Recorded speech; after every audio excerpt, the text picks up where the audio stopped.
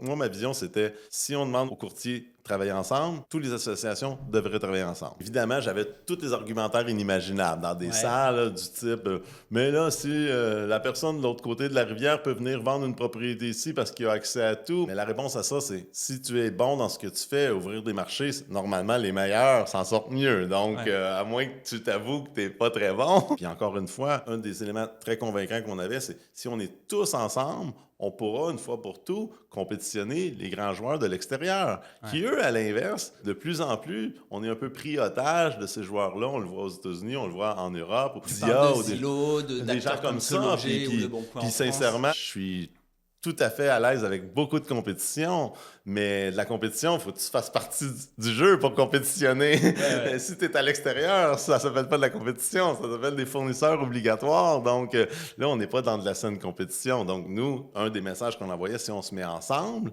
on pourra développer une vision qui permettra, nous aussi, de prendre notre place au soleil au niveau du consommateur, puis de nous mettre notre profession de l'avant, mettre les biens Ouais. de l'avant, expliquer pourquoi c'est important de faire affaire à un professionnel. Sinon, on se retrouve dans ces grandes plateformes-là avec n'importe qui, n'importe quoi. Il n'y a pas de différence presque avec la vente par le propriétaire qu'un professionnel bon, professionnel moins bon. Tout est là. Là, on se dit, on se donne des règles, on Ouais. les expose, nos règles aux consommateurs. Donc, c'était la maturité du MLS.